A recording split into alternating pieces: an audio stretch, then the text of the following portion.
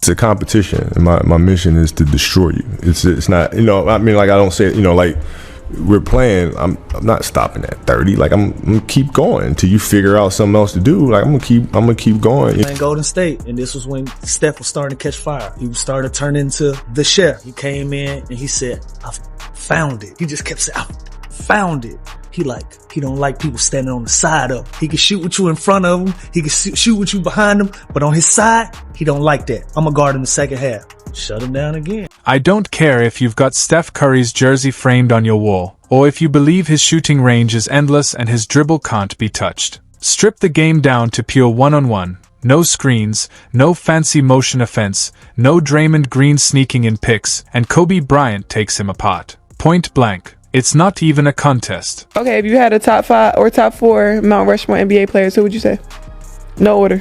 Hey, Bron, Jordan. I'm going Shaq just because he's the most dominant ever. And then fourth, I'm going. We just had this debate. I would go Magic, but it's looking like Curry might have to find his way in there, honestly. What Curry? Just because of he's doing in the way that I love Kobe, but he was never the best player to me, like watching him. Okay. Just because he got the most misses ever. You know what I'm saying? I don't know. But back to Curry. His resume and the way he changed the game, he's the best shooter ever.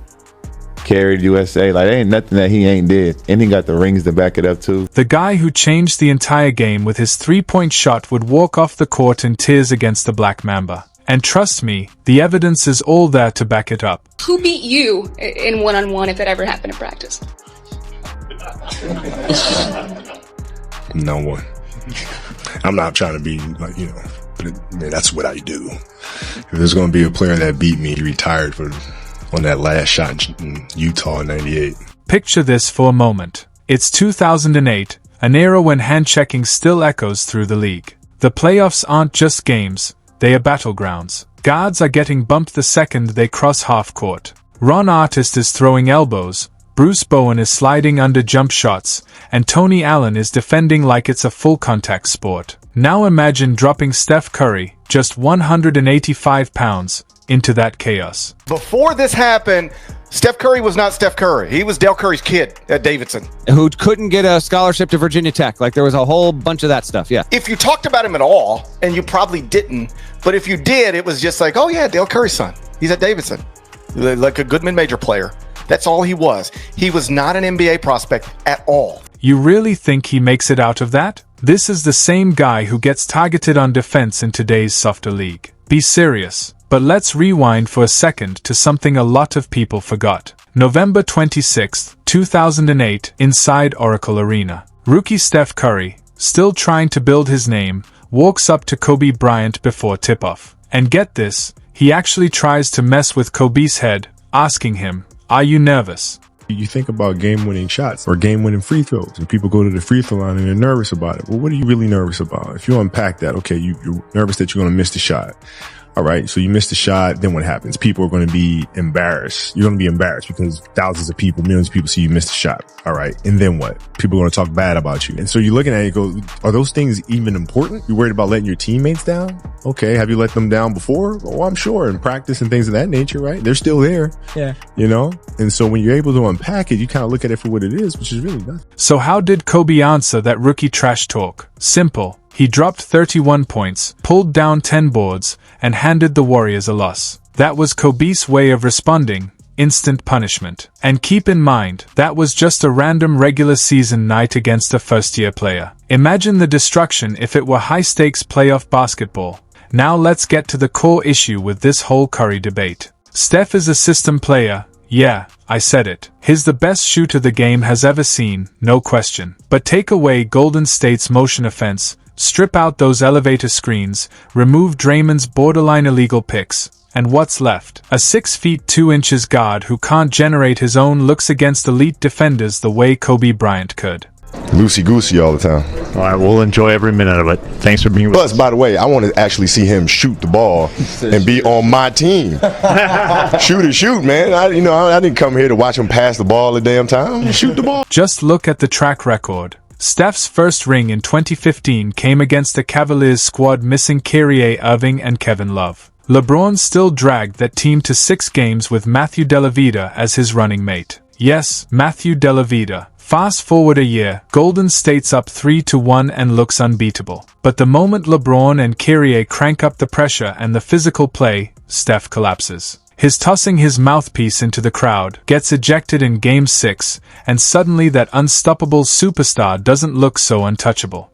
Steph, you surprisingly only have 11 All-Star games to your name, with LeBron having 21. Dang, your expectations are insane, brother. Does that play on your mind, though? Do you want to... Kobe Bryant once averaged 35 points per game in a time when scoring 100 as an entire team was considered remarkable. On January 22, 2006, he delivered one of the greatest individual performances ever, dropping 81 points on the Toronto Raptors. And he did it without a stacked roster, no modern spacing, just role players like Smush Parker and Kwame Brown watching history unfold. Now ask yourself, could Steph Curry put up 81 with that kind of support? This is the same Curry who, even while playing alongside Kevin Durant, an undisputed top 15 player of all time, never managed to secure a Finals MVP. Not once. He's doing that Mamba mentality thing where he's picking me up full court in a preseason game in the first quarter. I'm like, when you turn around, he's like this, like standing there and like doing defensive slides. Like, so he stays with me for like 4 or 5 slides, and then he bumps me and I kind of like fall off balance.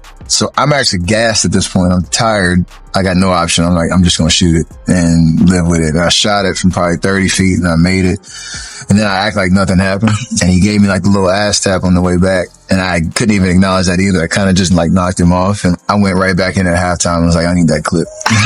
Let's picture this one-on-one matchup. Steph Curry starts with the ball, dribbling and dancing, looking for that lightning quick 3. But standing across from him is Kobe Bryant, all 6 feet 6 inches, 220 pounds, and locked in from half court. With a 6 feet 11 inches wingspan, longer than some centers, Kobe crowds every shot, every lane, giving Steph no daylight. And if Curry dares to drive, he's running straight into Kobe's strength, where hand-checking felt like being shoved into the stands. Now flip the script. Kobe takes the ball. What's Curry's plan? Honestly, just hope. Kobe backs him down from the arc, muscles his way in, then either spins into that unstoppable fadeaway or attacks the rim for a dunk. Remember, this is the same Kobe who went after mismatched point guards like it was personal. Chris Paul, one of the greatest defensive guards of all time, couldn't hold him back. So what chance does Steph, who's been hunted on defense by James Harden in the playoffs, really have? And beyond the skills,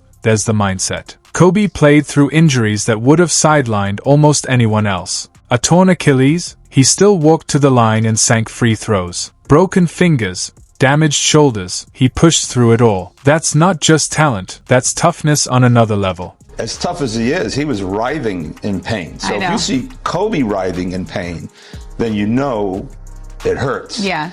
And dislocations hurt. Yeah. And he had there's different degrees of dislocations. Mm-hmm. And if you can see my face, I really had to put a lot of traction on that bone to get it back in place. That's how dislocated it was. Kobe Bryant didn't just play through pain, he dominated through it. He'd tape up broken fingers, step on the court, and still drop 40 like nothing happened. His pain threshold was unreal. Steph Curry, on the other hand, has sat out stretches for load management and even missed the entire 2020 season while Golden State openly tanked. The competitive fire simply doesn't compare, and when Curry finally faced the spotlight without his super team behind him, look back at the 2021 play-in tournament against the Lakers. LeBron James, at 36 years old, pointed straight at Steph and said, "I want him." In crunch time, LeBron locked him down while Curry went just 1 for 5 in the final minutes. That's the so-called revolutionary shooter getting shut down by a veteran deep into his career, basically basketball retirement age. We were playing in a preseason game. He's doing that Mamba mentality thing where he's picking me up full court in a preseason game. Like, you turn around and he's like this, like standing there and like doing defensive slides, like standing in front of me. I'm like, yo, what is happening right now? This is freaking Kobe Bryant. So he stays with me for like 4 or 5 slides, and then he bumps me and I kind of like fall off balance. So I'm actually gassed at this point. I'm tired. We're trying to get into shape in the preseason game, and he's just going, all out on the defensive pressure, and he's like way bigger, way stronger than me. So after I fall, I got no option. I'm like, I'm just going to shoot it and live with it. And I shot it from probably 30 feet, and I made it. And then I act like nothing happened, and he gave me like the little ass tap on the way back, and I couldn't even acknowledge that either. I kind of just like knocked him off and like act like I was playing on defense. I went right back in at halftime. I was like, I need that clip. And before anyone jumps in with excuses about different eras or rule changes, let's be clear about who Kobe was battling night after night. He wasn't torching weak defenders. He was going head-to-head with Allen Iverson, a player many call the quickest guard in NBA history. Even Iverson, with all that speed and shiftiness, couldn't keep Kobe in check. They talk about comparing him to Mike. I don't understand how they don't have a debate when it comes to Kobe. I don't get it. They hate on Kobe. What you forgot or something? What they forgot? I really think they forgot. The Mamba, man. With Kobe, he was so different.